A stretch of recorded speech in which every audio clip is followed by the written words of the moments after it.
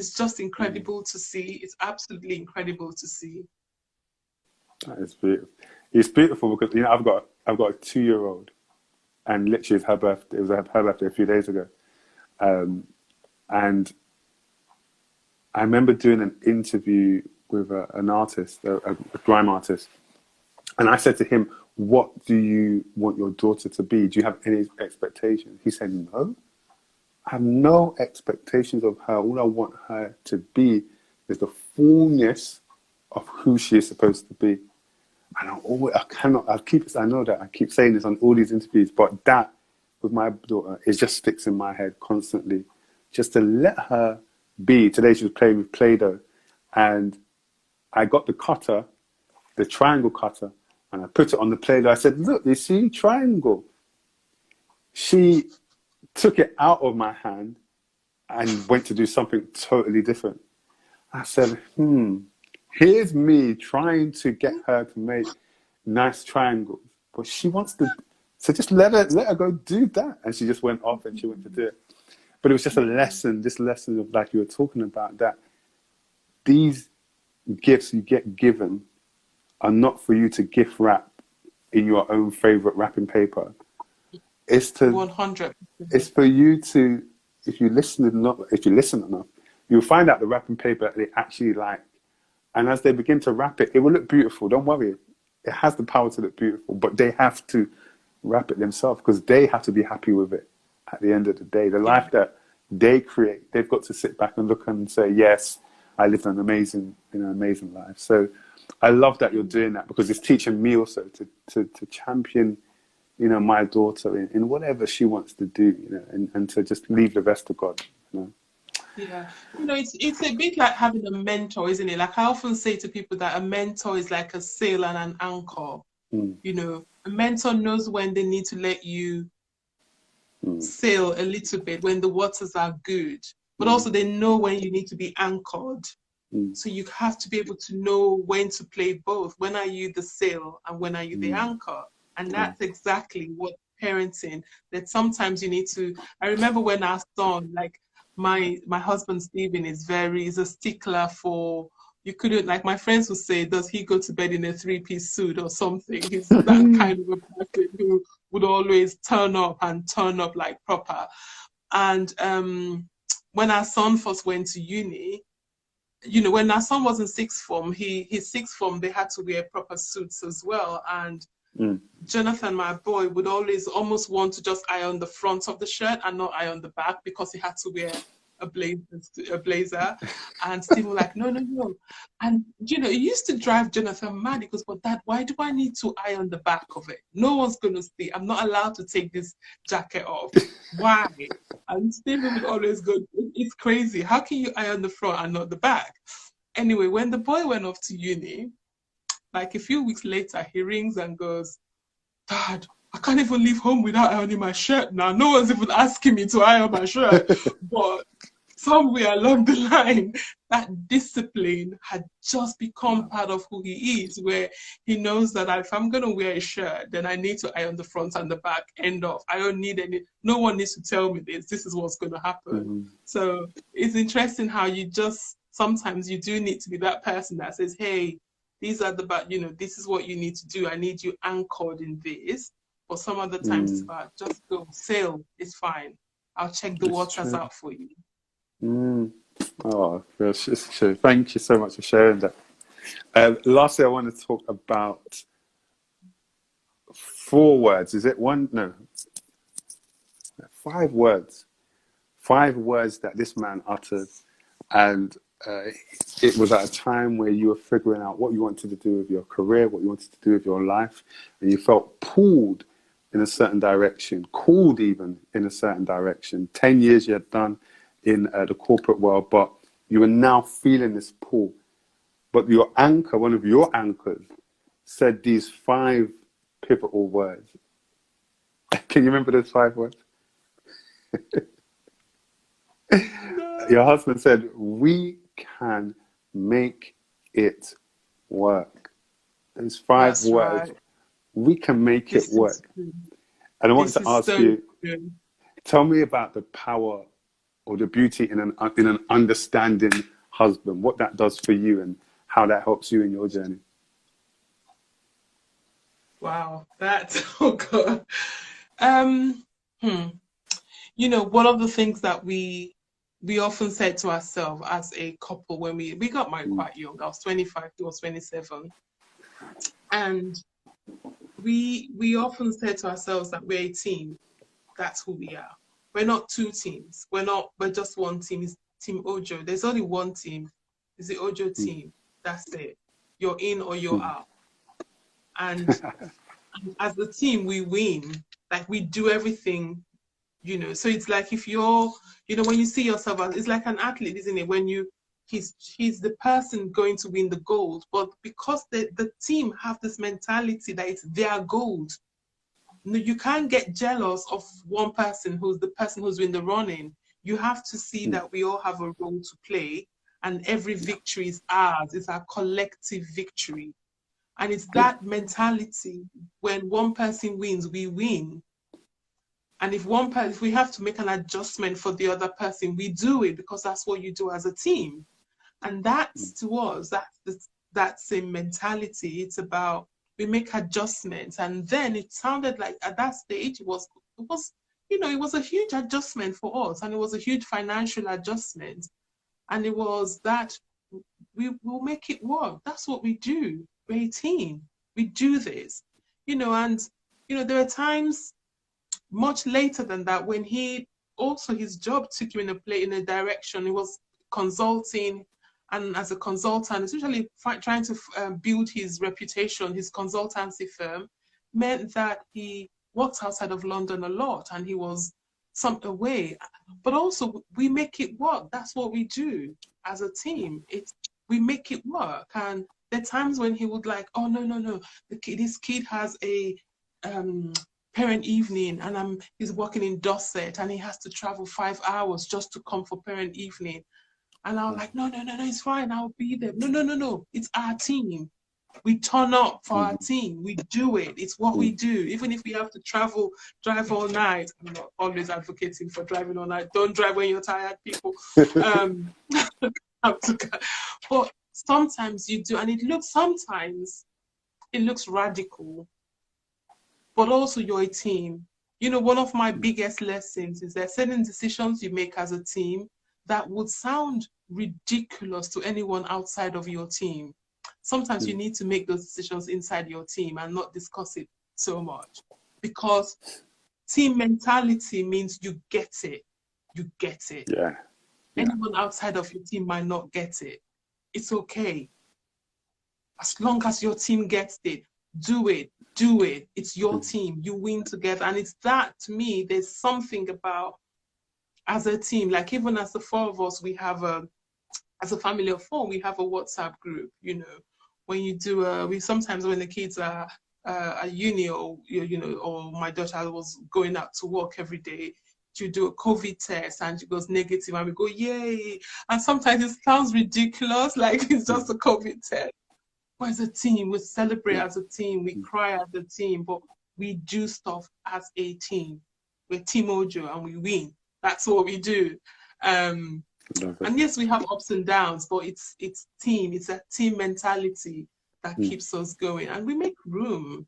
I think it's the constant making room for each other. You have to do it. You have to make room.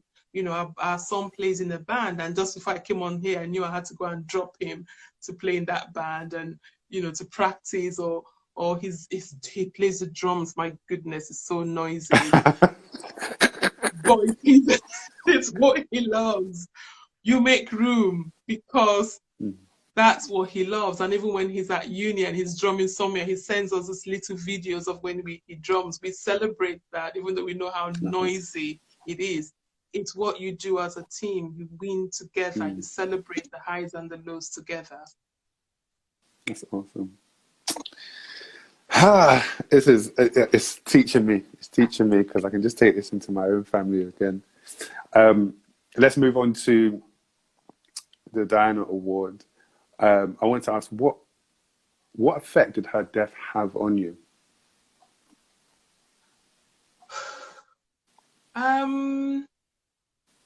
I think like everybody else, you know, when she passed away I think Diana was so different. She was the royal that I suppose my own generation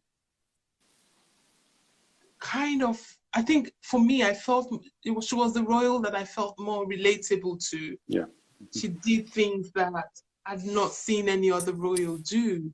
Um, I remember once when she had this little girl and she carried this girl on her lap and or gave her a hug and or, she she made to me, I think she made me feel visible.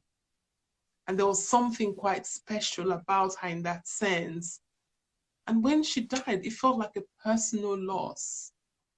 Literally, I remember then actually I had a phone call from an uncle who, I don't know why he chose to ring me, but an uncle that knew me for a very short, brief period of time.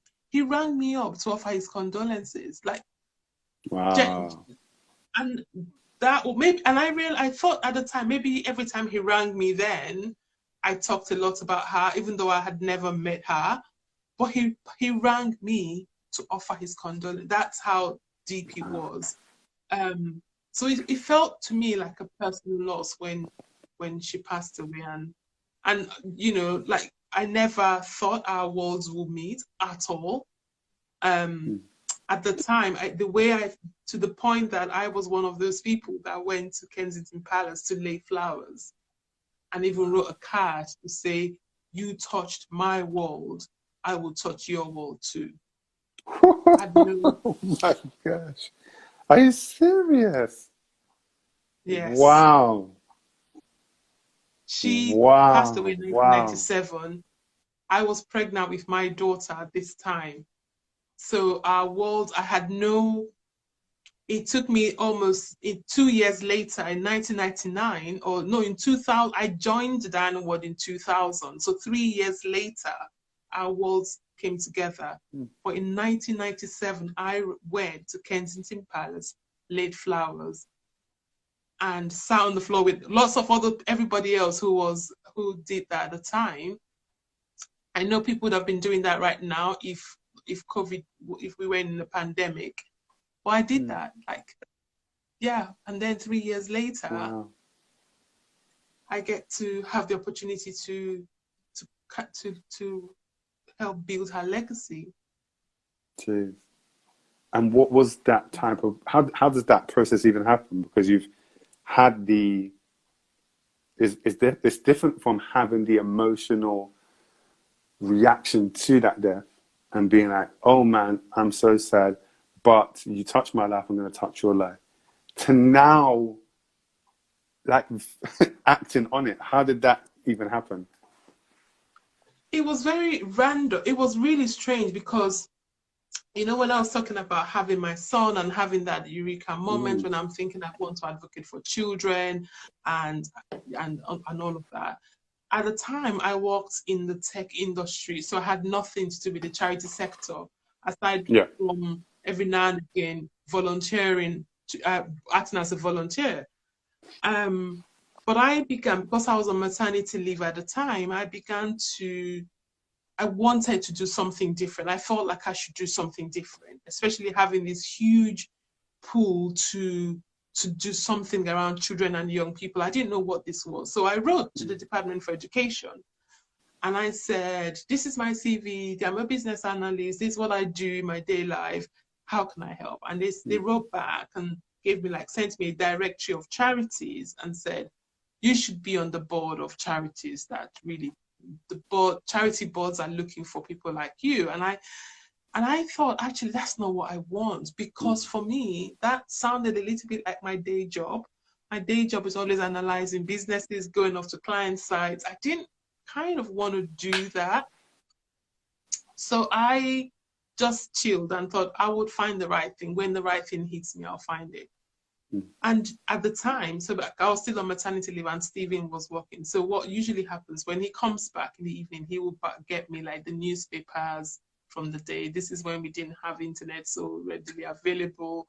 And when he comes back, he would take time to stay with the kids, and I would just have my chill out time flipping through the papers or just having kind of a bit of a quiet time. One of those evenings, I was flipping through the paper that he had brought home. It was the Evening Standard. And there was an advert in there that said a new charity had just been set up and they're looking for someone to help develop the systems. The word systems and a new youth charity, systems and youth, I literally fell out of my I would do this is me. But I knew that I don't think I wanted it as a job. I wanted to help. I think what I was desperate to do was to use my maternity leave for good. I wanted to help. I wasn't thinking of like taking a job because I love what I did on my day job. And I then thought, oh, this is great. The charity didn't say the name of the charity, it was just a PO box was all that was there. So I wrote and I said, this is who I am, I can help. This is my CV, this is what I do. I want to help you build your systems. I build systems for big companies.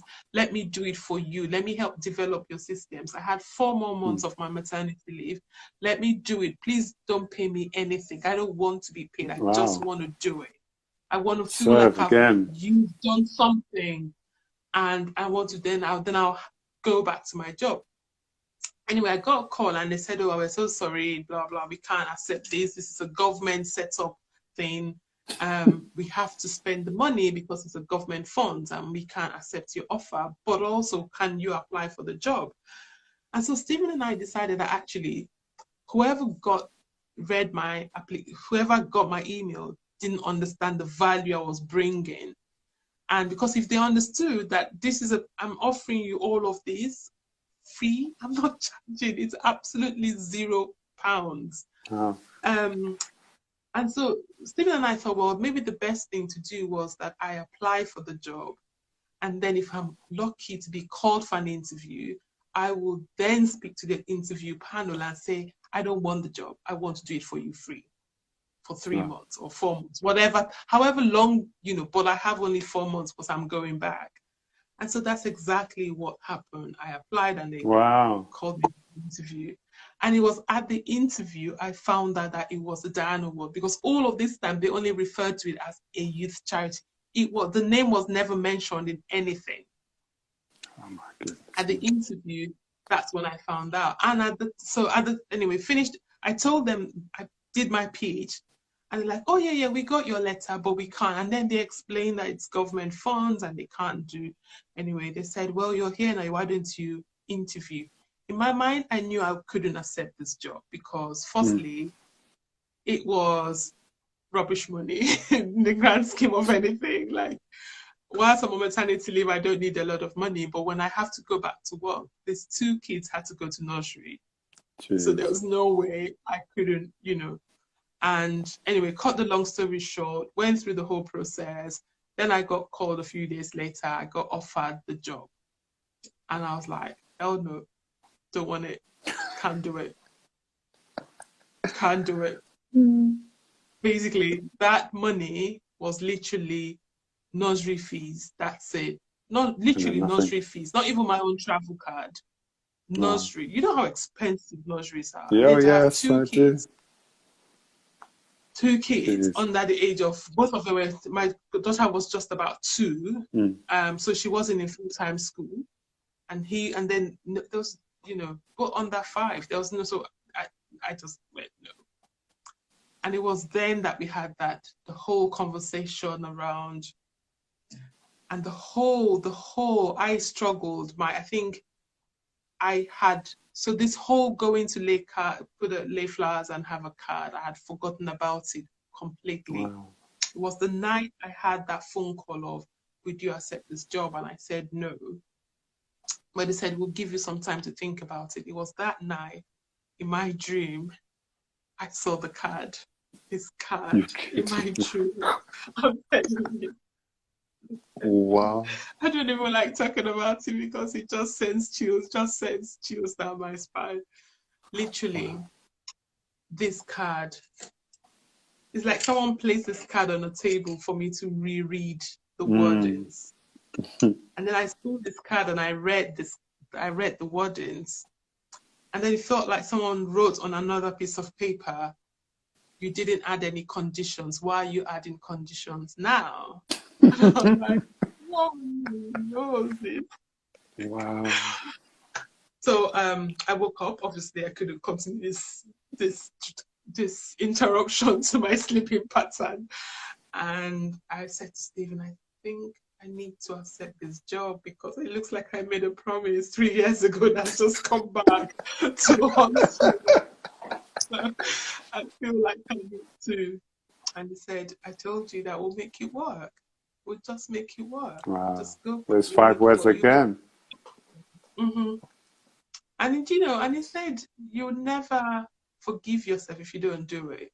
You would always say, whatever else you go on to do, you would always wonder, where might I be? What might I be doing? He says, you just never ever forget it. So just do it. So yeah. And so immediately I resigned my old job because I knew if I didn't resign, I would crawl back, especially when I started to feel the financial pinch. I would make every excuse in the world and I'll crawl back. So I had to say, I'm done. I'm not doing that anymore. And yeah. And it's been, I tell you, it's been a joy.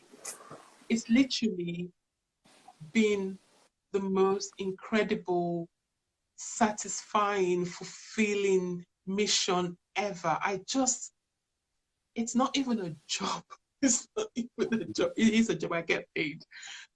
But it's incredible. Like, it's so, I don't know how to explain the knowing that you spend every single day, like, pushing boundaries and championing young people.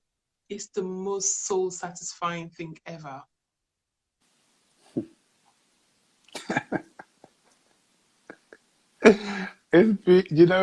Hearing when we talked about stuff earlier, your backstory,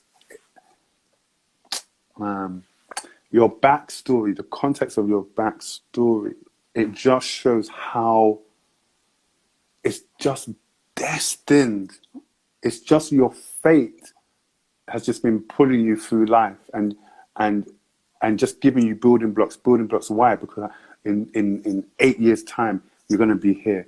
In so time, you're going to be here. Having a husband like that who can say those magic words, we can make it at every juncture.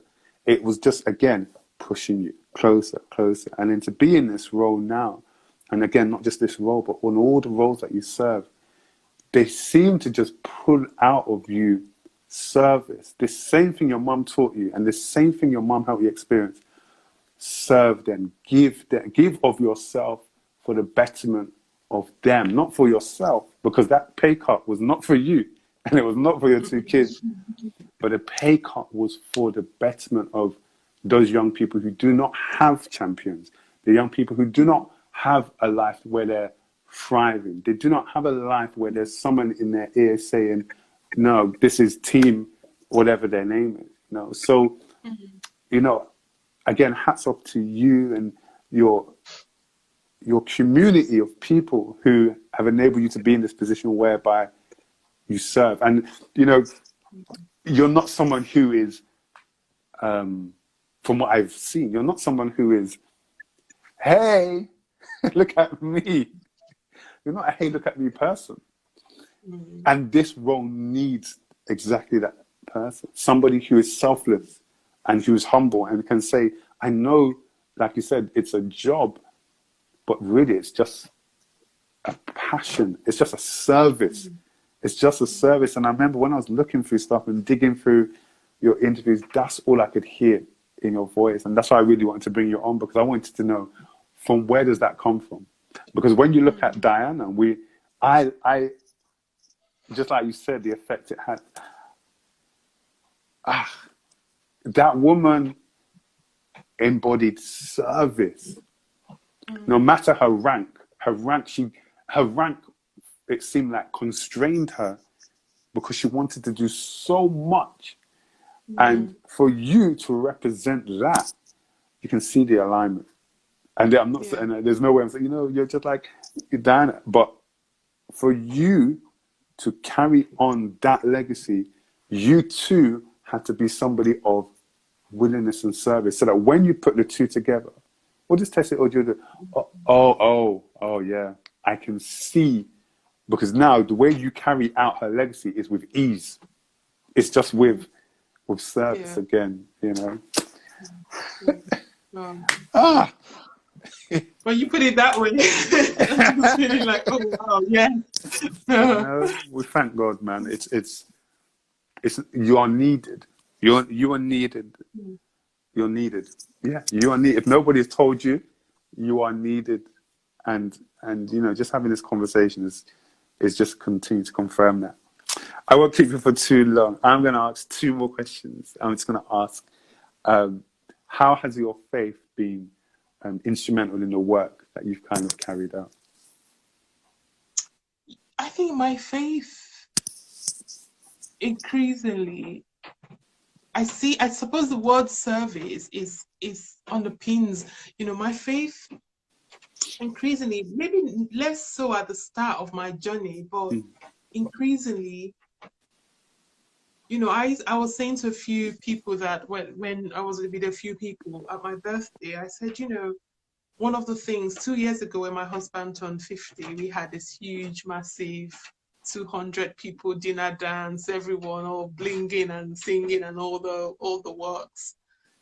But I knew that I was doing, as we were doing that, in my mind, I knew we were doing that for us both, even though I wasn't the celebrant, because I knew that I probably wouldn't do something like that.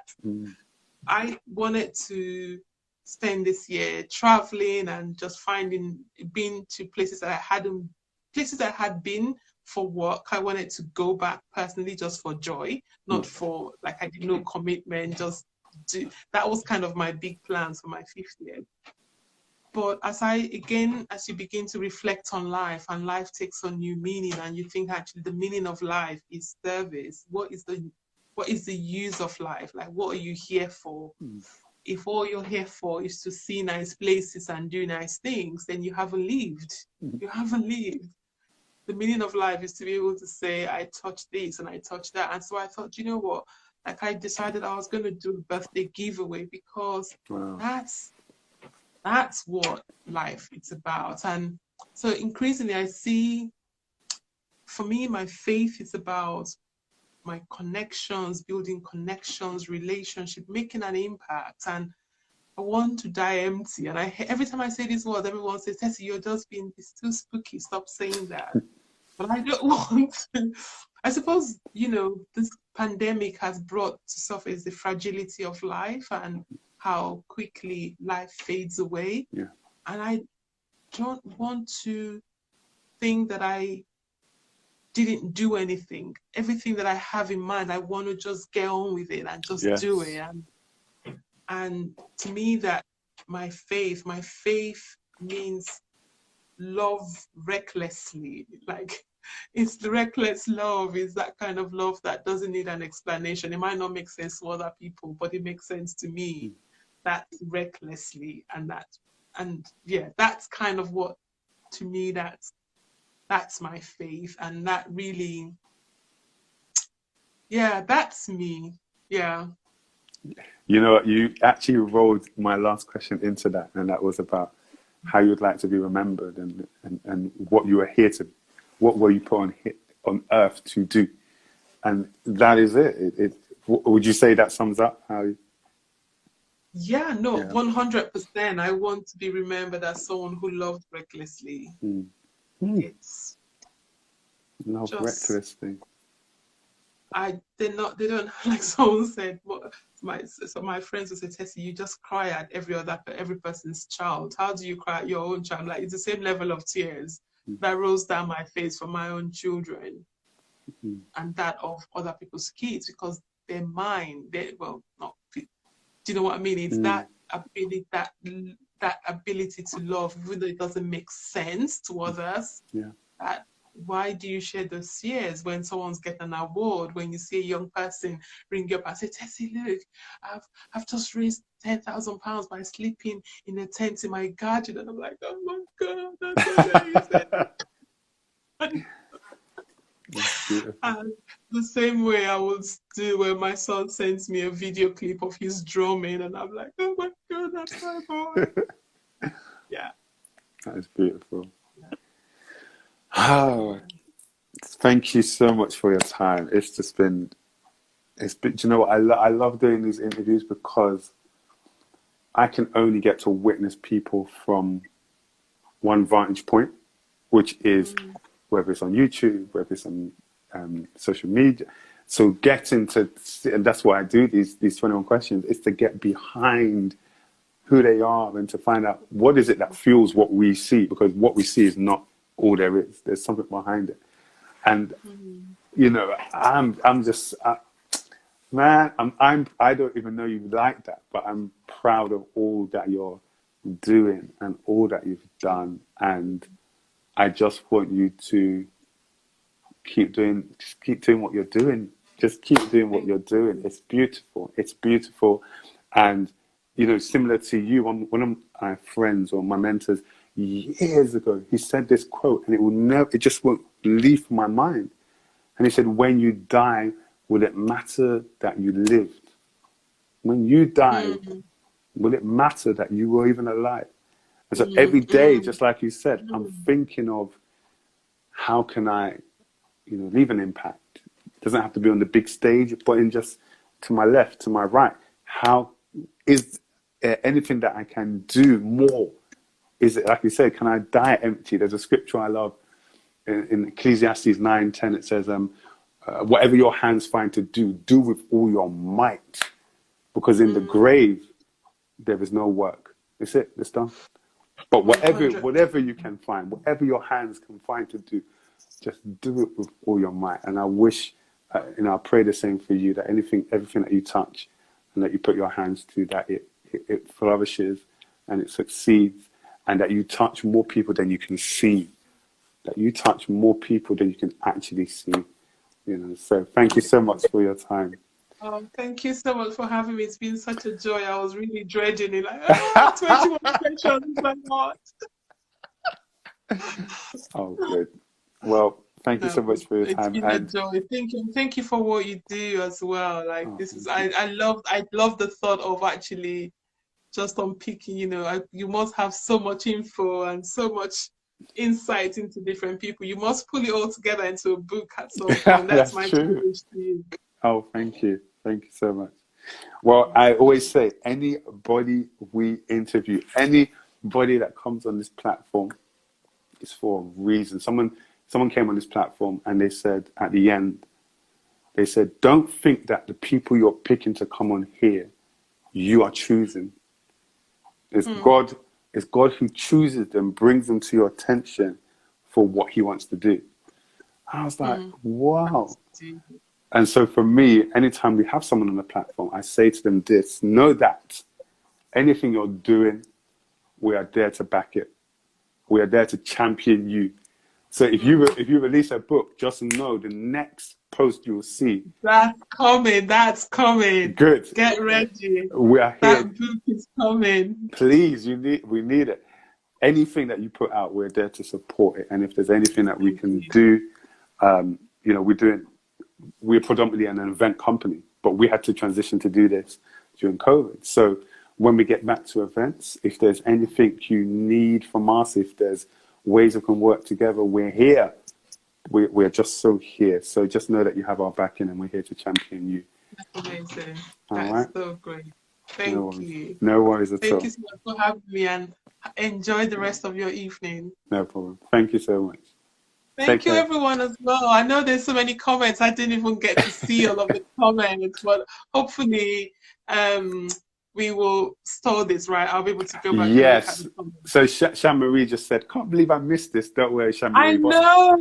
I know. She's oh my goodness. I can't believe you missed this as well. How did you miss this? Don't worry. Literally, as soon as this ends, it goes up on our page. So you can watch from beginning to end. Brilliant. Yeah?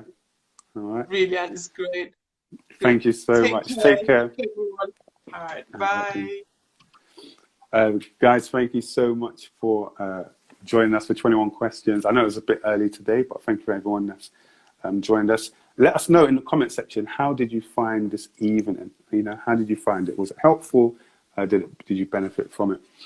Immediately after this closes, it's going to be sitting on our main page, so you can watch it from beginning to end. And if you are touched by it, if it helps you in any way, please send it. Send it to someone else that can benefit from it. Send it to a young person. Maybe there's some stuff in there that it could benefit them as well. Okay. We're going to be here next Thursday, 9 p.m. With another guest. But until then, thank you so much for joining us. Please follow the Sit Down, follow our page. If you want to be part of our mailing list where we can let you know when our events start, please click the link in our bio. You've got the mailing list right there and you can be a part of what we're doing. So thank you so much. God bless your hearts. Have a great evening and I'll see you later.